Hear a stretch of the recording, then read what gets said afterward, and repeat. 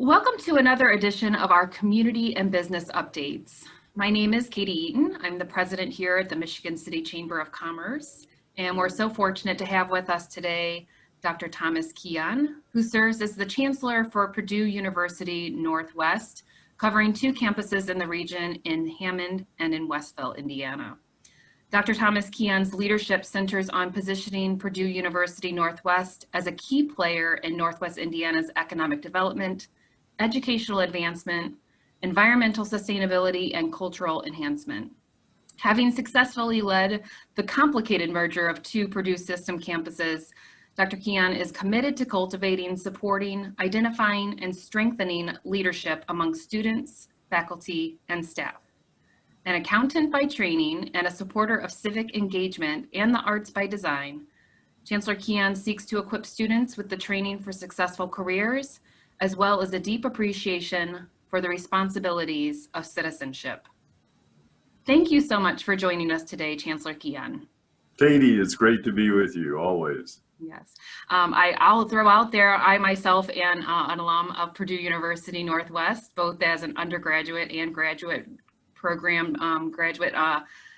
My experiences with Purdue Northwest have been amazing, and I really am excited to have you here with us today to give you an opportunity to talk about where things are, kind of some of the challenges and how you led through them in 2020, and then most importantly, to really think about the future of Purdue Northwest and the impact that you guys are having on the Northwest Indiana region.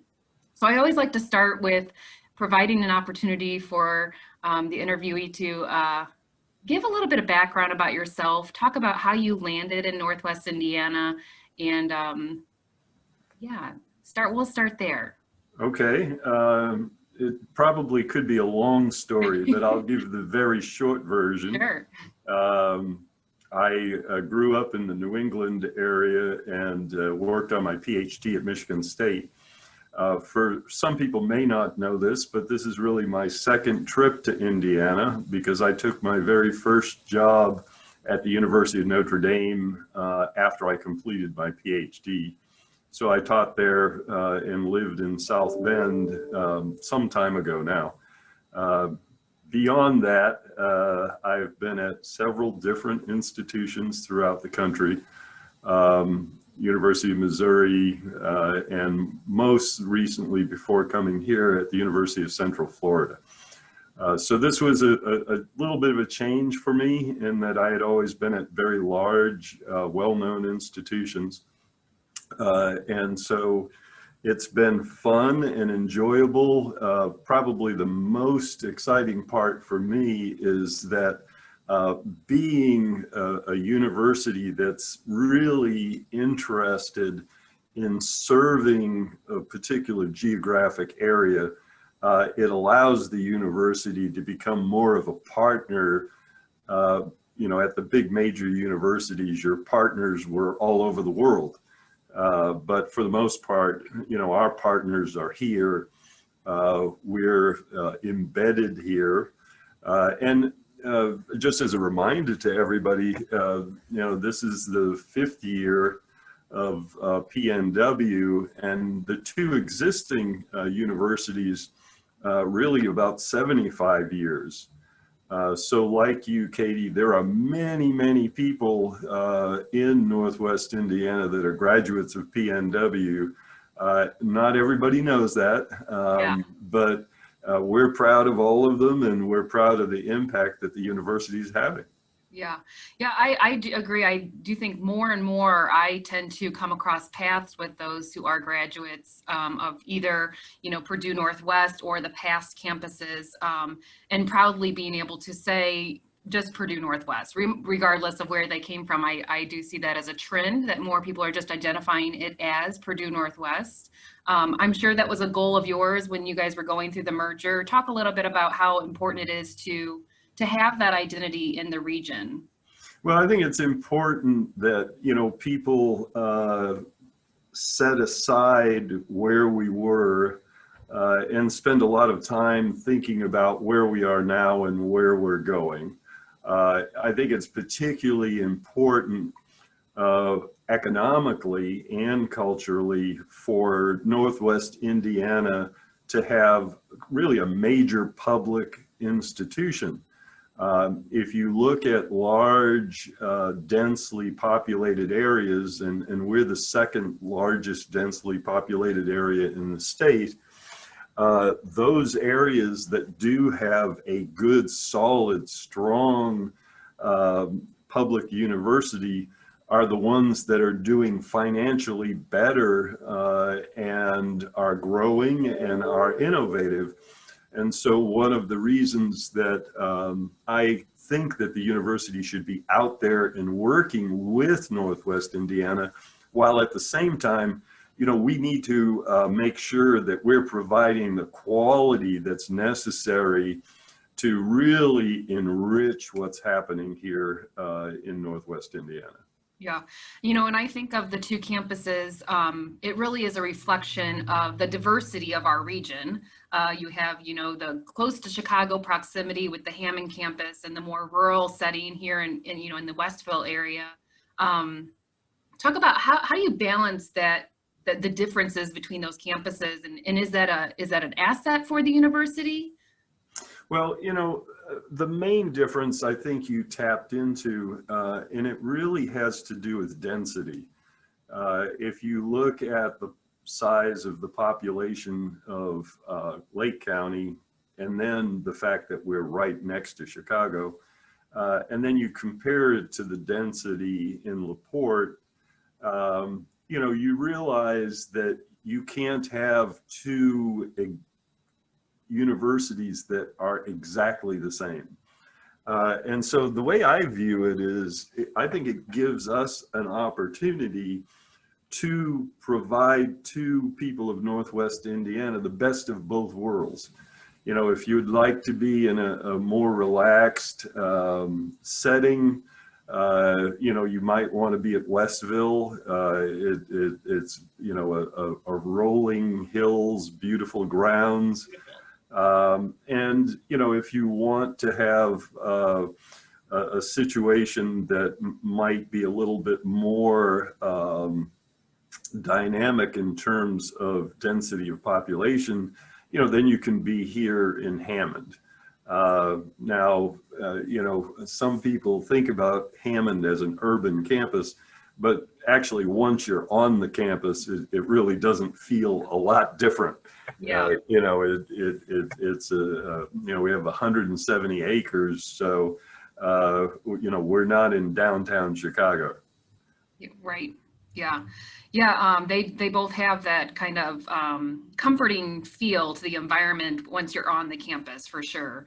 One of the things that I really enjoyed especially when I was on undergrad at the Westville campus, was that feeling of just, you know, a hometown feel to it. You know, you really felt like, and faculty and staff were always just so accommodating for students there. And I'm sure that's the same that students are experiencing today. Talk a little bit about your student base. Where are they coming from? You talked about Northwest Indiana kind of having that choice of either that rural or urban feel, but where are your students coming from? So primarily our students come from Northwest Indiana. About 15% of our students come from Illinois, which is not a surprise. Yeah. You know, the Hammond campus is 3 miles from the border. So we do have a significant amount. Now, at one time, we were up to about 8% for international students. However, because of some of what's happened with the world economy and with the pandemic, that population has shrunk significantly. Of course, we're now in Division II NCAA athletics. So among our 250 athletes, many of them come from all over the country. Being competitive in Division II puts us at a different place for recruiting students. So last week we made an offer to a softball catcher in California, and our hockey team is about 1/3 Canadian. So, you know, that's the way it is. Yeah. Well, that's great. So I want to move on to talk a little bit about some of the changes that you guys experienced as a university in 2020, which were significant. How you were able to lead through some of those with your faculty and staff, and then most importantly, how keeping the students engaged. Yeah, one of the things I must say is that, our faculty really responded well. We, in a matter of a week and a half last March, went from face-to-face to almost completely doing everything online. And truly only about 50% of the faculty had lots of experience with online. So all of a sudden we were scrambling with about 150 faculty members to get them ready in a week and a half to change the way they do everything. And I have to say that they really came through extraordinarily well. Universities are not known for being innovative, creative, or moving quickly. And we moved quickly. It's been, I would say, very, very impressive. However, despite how impressive that move has been, and despite the fact that the faculty have been really working to make it as an enriched an experience as you possibly could, the students don't like it. It really has had some negative consequences on both campuses. There are not a lot of students around, obviously, so student life has dwindled significantly. A little bit different in Hammond because we still have, about 400 people living in the residence halls. Sure. So it's slightly different, but frankly, there are times when I go out to Westville and, there may be 20 cars in the parking lot. Now we did start bringing some of our hybrid classes back face-to-face, and those few classes that were scheduled to be face-to-face, we've made that an option to start up again. So we're starting to see more students on campus. We probably have a long way to go before all of our faculty are immunized. Come next September, our plan is to have everything back to face-to-face. Yeah, so did you guys see a decline in enrollment in the fall because of some of the changes that had to be made? Yeah, we had predicted some decline in enrollment anyway, because as you know, the number of high school students graduating declines every year. But this year we had an additional decrease of 5%. And one of the things that was really not good, Katie, is we lost a lot of freshmen just between fall and spring. Normally we have about 88, 89% come back. We only had 75% come back. So that meant, instead of losing 150 students, we lost 300 just in the freshman class. And so that hurt us quite a bit. We know it's going to carry over into next semester. Yeah. I'm particularly worried about the low income, minority, first generation students, because nationally, they're not applying to college. I think that most of their families are really hurt economically. The economy with the pandemic has been devastating for the lower wage workers. Most of those individuals were in positions that dried up. Yeah. I live in a university house. We would have a cleaning person come weekly, and, we haven't had the cleaning person for a year. So I know that, for that individual, she's probably struggling. Her young daughter was doing some work with her. She is likely struggling. And that's the kind of family that generally makes up as much as 30% of our incoming freshmen. They're first generation, low income, come from modest means. And it isn't that they don't think they need to go to college. It's like right now, financially, their family is saying, how could we do this? Right. Not the right time. Yeah. Makes Yeah, sense. and a lot of them, are families that also don't like to take on debt. Yeah. So Sure. so they sit there and say, gee, you could go to school, but we're going to have a $5,000 loan, and having a $5,000 loan for people at that economic level is really scary. Yeah. So we are predicting another additional 5% drop in the fall from the pandemic, on top of the normal drop we would have. But I personally think that it's going to be hard for us to predict our freshman class.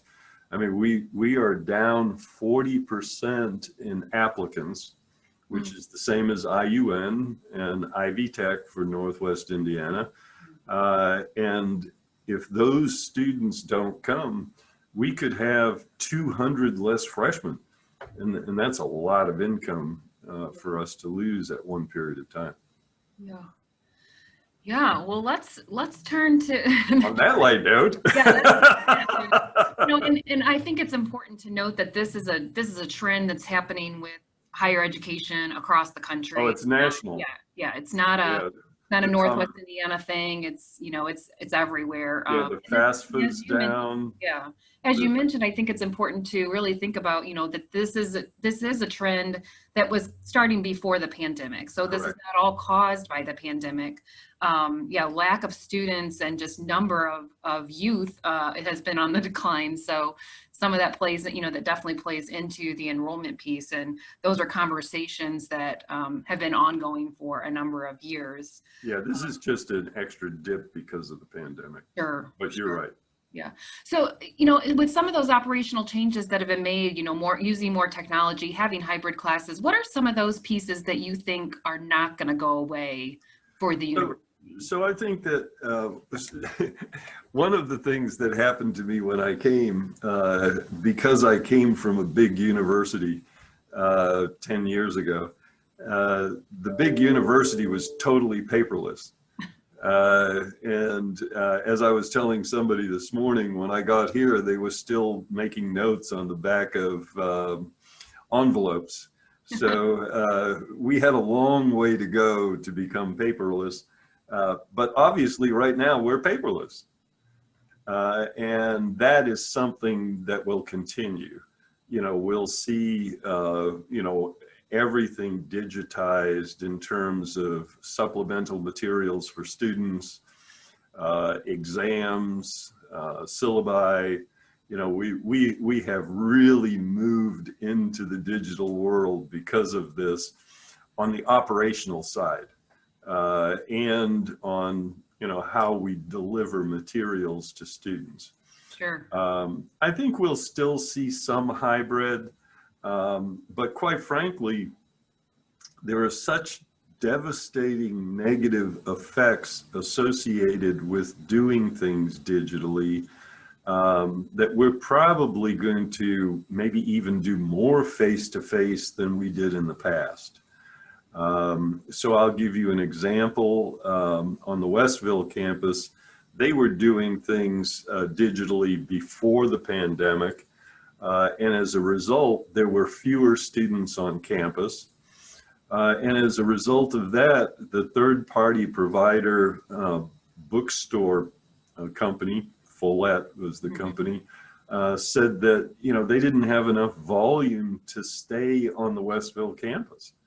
And so they literally packed everything up and moved out in the middle of the night. And that's not good. We want to have an experience for our students that need to live at home that is a rich college experience.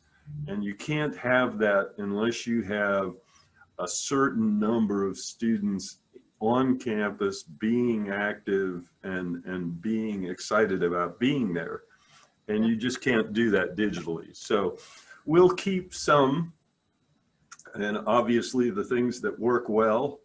You know, you may have read in the newspaper that one of our faculty members, Nikki Jackson, had a famous individual pop into her classroom.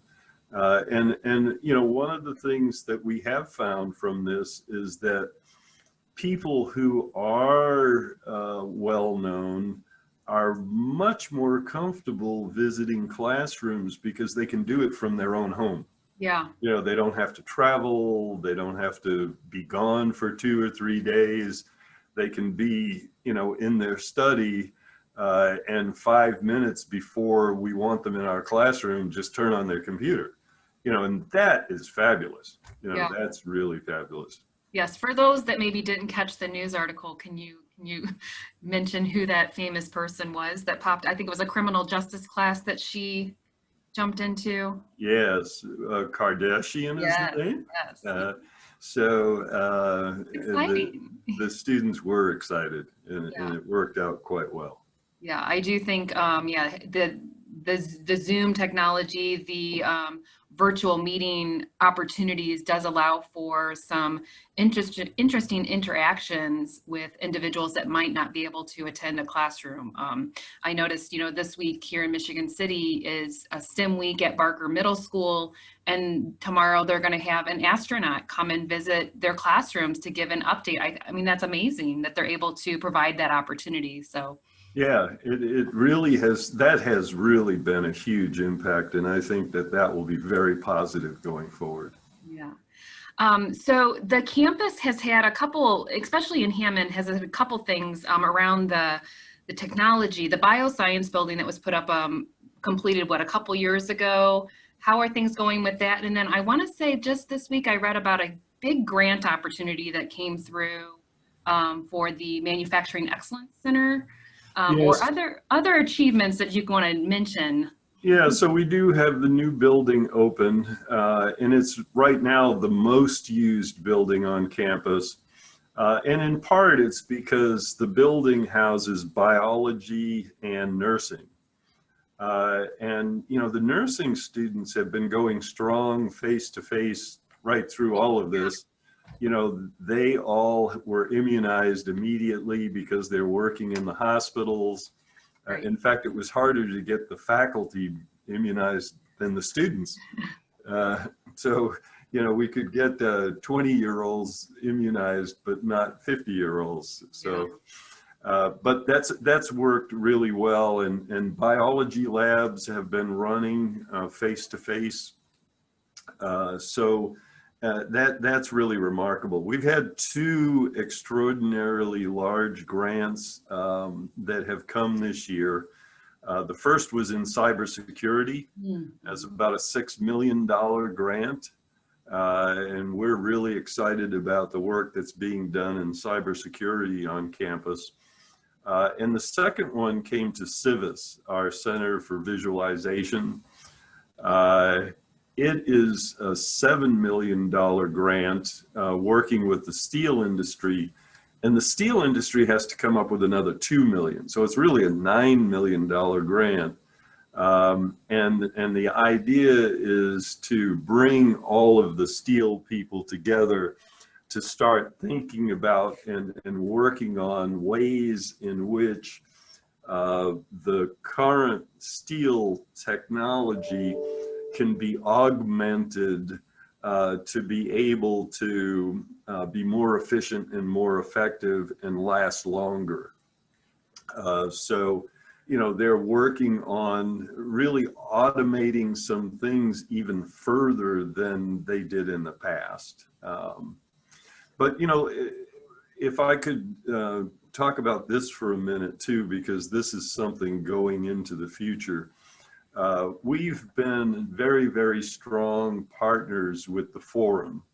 And I know all of your participants are very aware of the forum.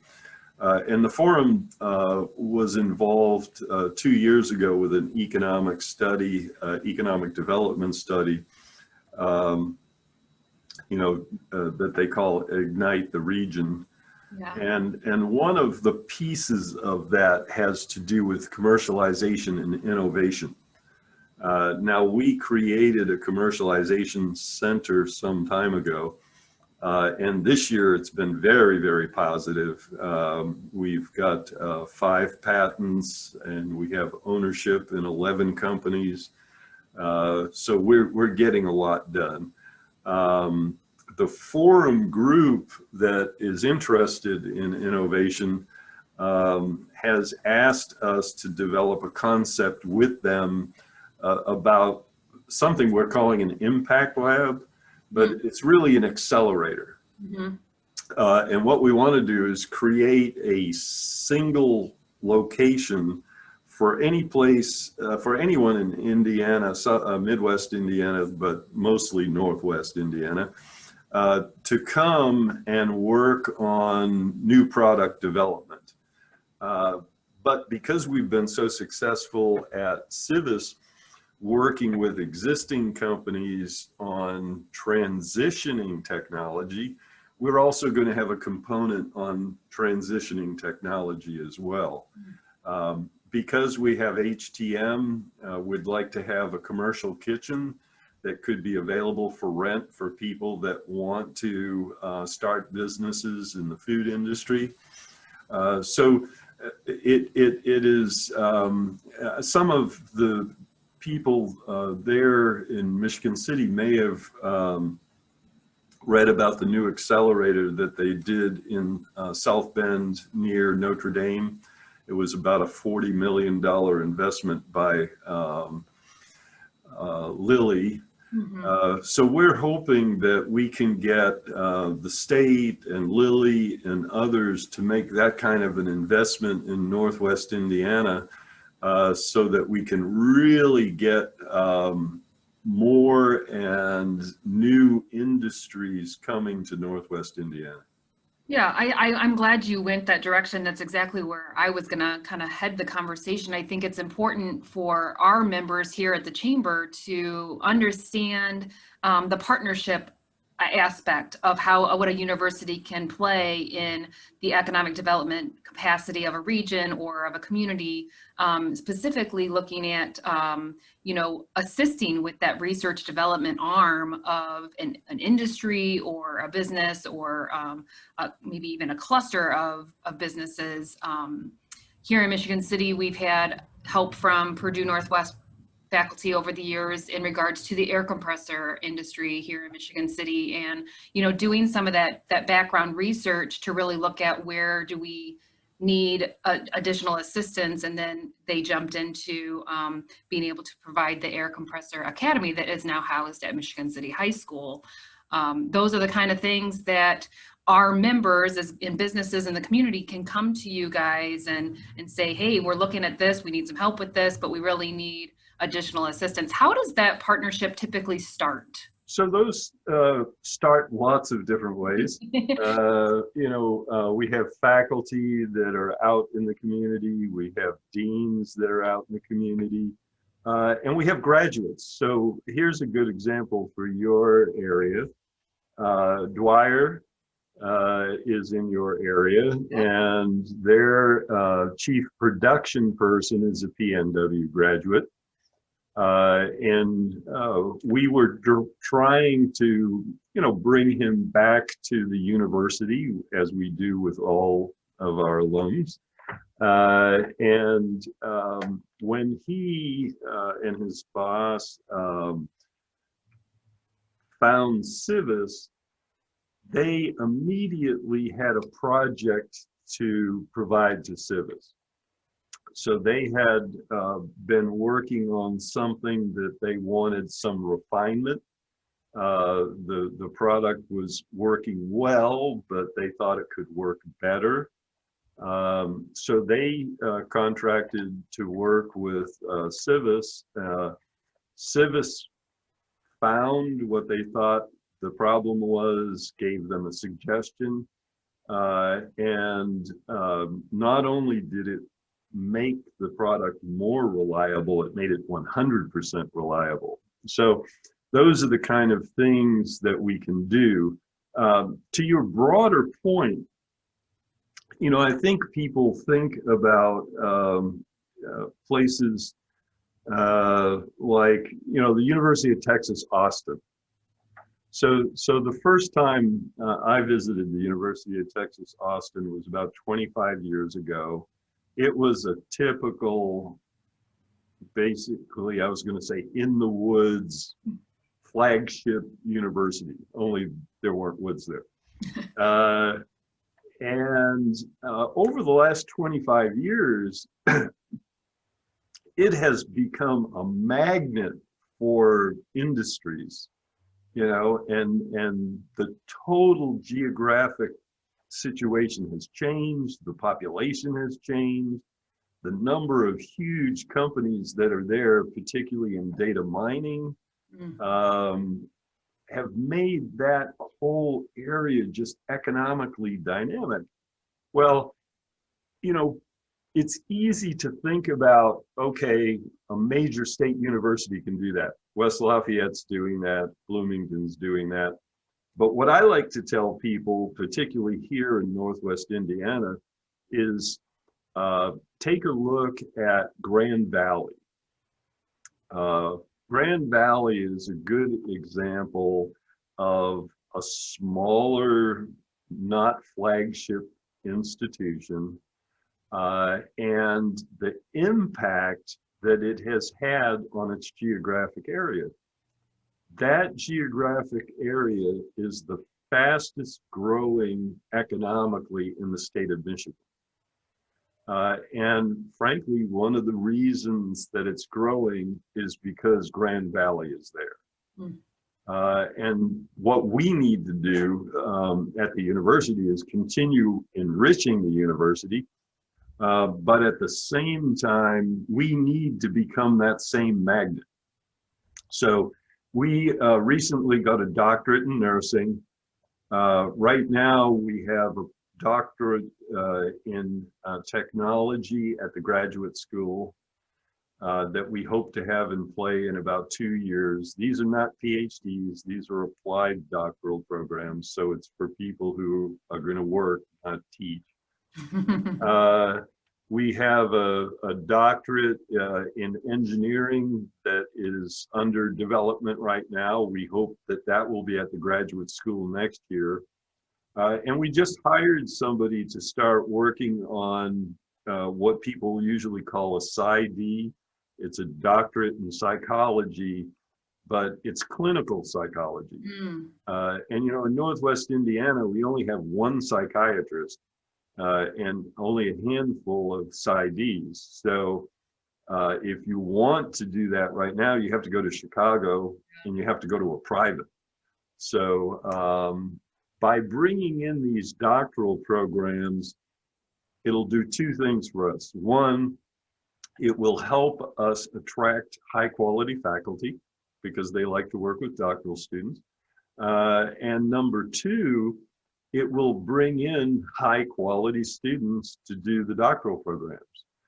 Many of these students, because it's an applied doctoral program, for their dissertations will come up with concepts that are probably commercializable. And so, you know, unfortunately, I won't see the outcome, but, you know, my hope is that in 20 or 25 years, we're seeing a flurry of different types of industries in Northwest Indiana that are coming out of the Impact Lab and out of Purdue University Northwest. I love that. That's great. And I want to leave our time together today with you, maybe throwing out where should people start if they want to learn more about PNW? Who should they contact? What's their next step? Okay, so first of all, anybody can contact me. My email address is available and on the web, but it's very simple, T-K-E-O-N at pnw.edu. But you can also go to our website, look for commercialization. Mont Hanley, Niaz Latif are two of the people that you would get pointed to. But we're all very open to trying to help existing businesses and new businesses and enrich the economy for Northwest Indiana. Yes, I love it. Thank you so much for joining us today and providing some updates on where everything was headed. I want to just one last question. Planning in-person commencement this spring? Oh yeah, absolutely. Yes. Have been so sick of being in my office all alone that I said we've got to do something for our students. And at first I suggested maybe we could find one of the large football fields, but the committee working on it said, no, we really want to have people on campus. So for those people who haven't seen our new Mills Nelson building, it will provide a wonderful backdrop for an outside graduation in which we will have many, many chairs set up on the existing parking lot.